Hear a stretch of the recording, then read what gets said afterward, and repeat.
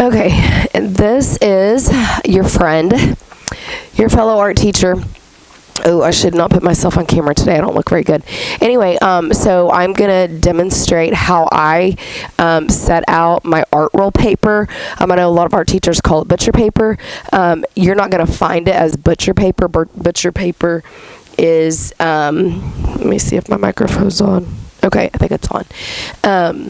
Butcher paper is what you're going to find like in the meat section at a, I don't know, supermarket or online.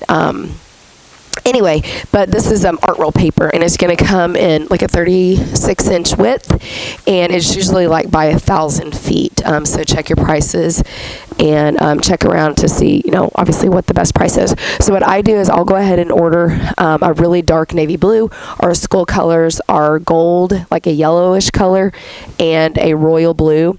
So I order I guess kind of like the navy blue on this this carpet right here. I'll order a whole roll for myself for the art room, not to go on the, excuse my speech today, my goodness, I'm doing good to put two words together to make a sentence, to go on the community like art roll cart that all the teachers use. So I always order a black for myself, a black, a white, and then the navy blue. Okay, I know some of the other schools will order paper according to their school colors. Okay, so I know that the size of our Rockwall ISD art panels are from the top of the carpet to the floor are 80 inches. Okay, so you want to use all of that. I mean, you could go 79, 78 if you wanted to, like if you didn't want to go all the way to the bottom. And what I'm talking about is the panel, there's some space, so you have that carpeted solid area, and then there's some space from the base of the carpeted area to the floor, and then you've got your legs on the two sides. So if you want to go ahead and cover from the top of the carpet panel all the way to the floor, you're going to want to use 80 inches. Okay, so I'm going to tilt this back. So I have two stools. I turned them upside down. I set those up. Let me see if I can. Let me go toward that so you guys can see a little bit better. And then I put a really thick dowel rod. And I set that on top of the stools so I know it seems a little, as my parents would say, a little bit of Southern ingenuity. So anyway, so I can roll out the paper. So then I don't have to get up and roll it. It's not in the dust of my floor because we've been working with clay and ceramics.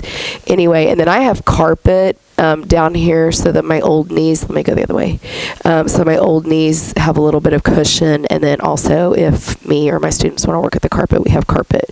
So this is a perfect day for us to use carpet because the tables still have clay on them. Okay, so what I do is I pull out just a little bit, and I'm going to go ahead and fold this, and I'm going to make it crease. I haven't measured it yet, but I will. I got my tape measure over here. I've got 3 yardsticks over there. I will definitely measure it. Please don't judge me. I am not feeling good. I think I have like sinus issues or allergy or whatever. I've been coughing. I don't have a fever, but anyway, you know how it is when you're a mom and a teacher and an art teacher. Before art show season, you just got to take some medicine and keep on making yourself go. So the reason I do this is so I have a nice straight edge right here, and also I don't know if this is going to be the top or the bottom, but when I attach this to my panel, like literally I could use like 1, 2, 3 pins, 3 or 4 pins, 5 pins, and it's not going to rip through because I have this extra paper right there. Okay, so it's like reinforcement. You can put tape on it at the top, but what I choose to do is I use like just regular PVC glue, like school glue, and then I mix it at a ratio of 4 parts glue to 1 part water.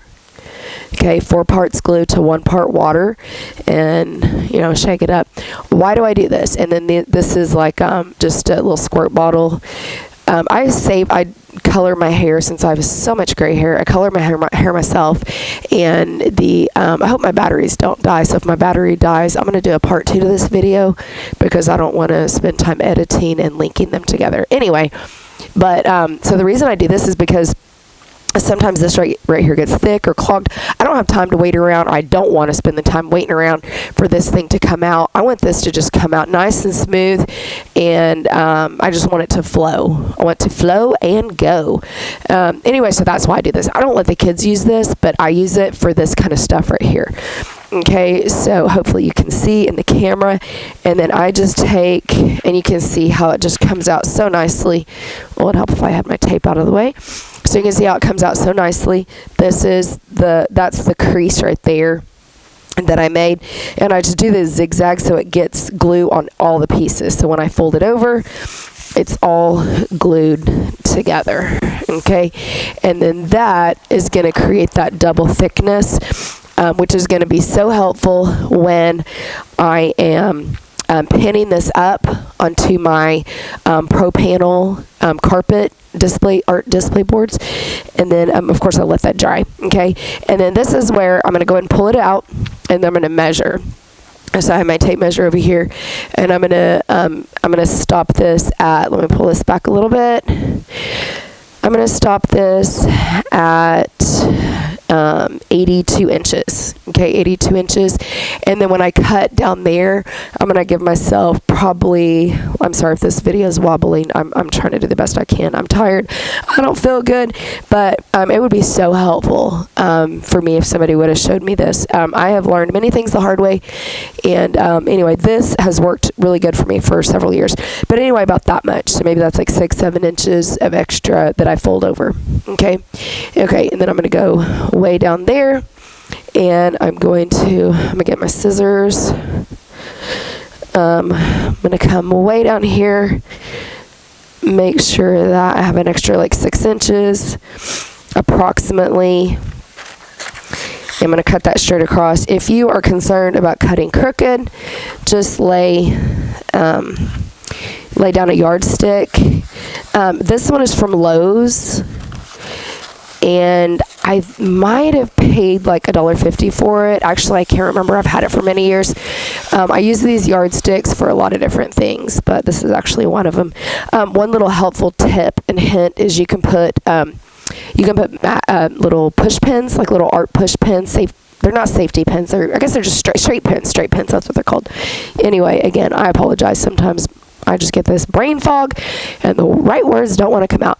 But I put the little push pins, the straight pins right there, and then I can, like if somebody's hanging something, I can hand it to them on the yardstick, or they can like hand it to me like, oh, here's a push pin.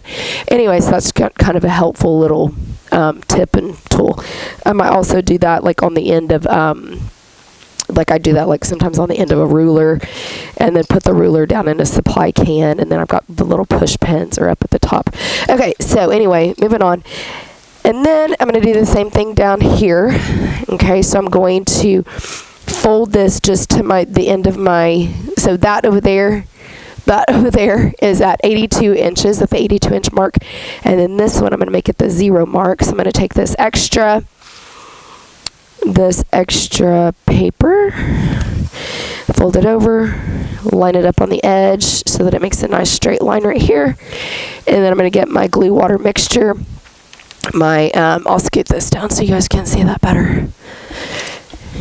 Scoochy, scoochy, scoochy. Oh my goodness, I look terrible today. Okay.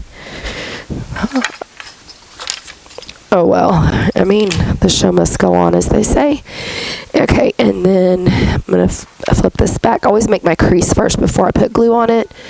That's probably my timer saying, you need to go pick up your daughter. Oh, it's 4 p.m. It's 4 p.m. It's 4 p.m. Hurry up. You got things to do. Okay, and then I'm going to flatten that out and just kind of give it a little rub. And then this is the size that I need. Okay, I'm going to go ahead and flip this over to the other side, and I'm going to turn off that timer, and I'm going to show you how, stop that, I'm going to show you how I plan for space. Okay, sometimes I folded it in half, excuse me, sometimes I folded it in half so that I have like a center crease. Actually, I think I'm going to do that right now. Sometimes I'll fold it in half so I have a little center crease. So when I'm hanging my artwork, and I wanted to line it up with the center, not the center. Line it up with the center. My students don't think my jokes are funny. So I'm going to line it up with the center. No, I'm sorry, center. Oh my goodness, now I'm confused. Okay.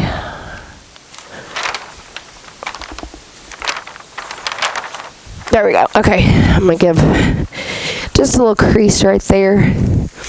I mean, if this shows in the art display, it shows, you know, but I'd much rather a little crease show than my artworks be crooked, you know.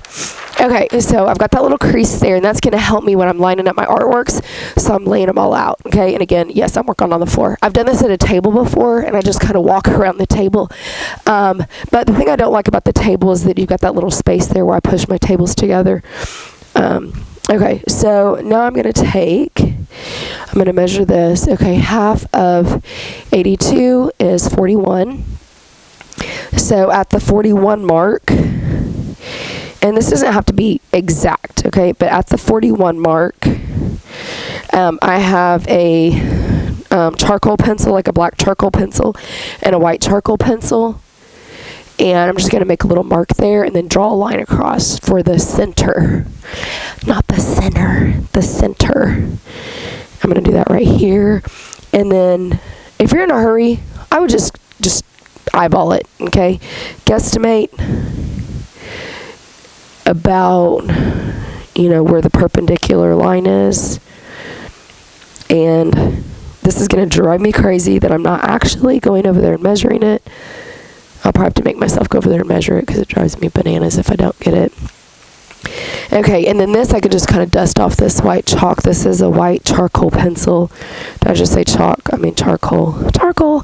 I can dust that off, but there's like a little white line in there, and this gives me like a place to start. Like I could start hanging my artworks from right here. For me, the center, the horizontal center, which is that way. No, that's the vertical center.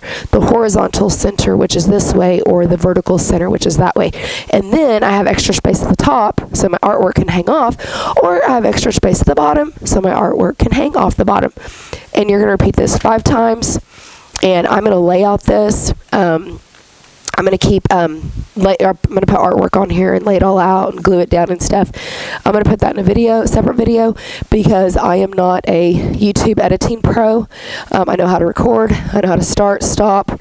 There's a few little tips and hints I know about video recording, but I don't want to edit because I don't make extra time to edit. I would say I don't have the time to edit, but you know, I guess you have time for what you make time for, and I really don't want to make time to edit, so this is what you get. As the kids say, get what you get and don't throw a fit. not the best expression, but anyway. So hopefully that helps with getting your art paper, your art roll paper prepped and prepared so that you can put artworks on it. And then take this art roll paper right here, take it, roll it up, fold it up, put it in your car, and then take it to your art exhibit. And then very quickly pin the top part right here, pin it to, let me scoot that down, pin this part right here, the top, the bottom, whichever is the top and the bottom, and pin it to your art display board. So I hope that helps. Again, this is Melissa Boone. And anyway, I'll do some more demonstrations on how I do this. I'll do that like in a part 2 or 3 or whatever part I get to. Bye, guys.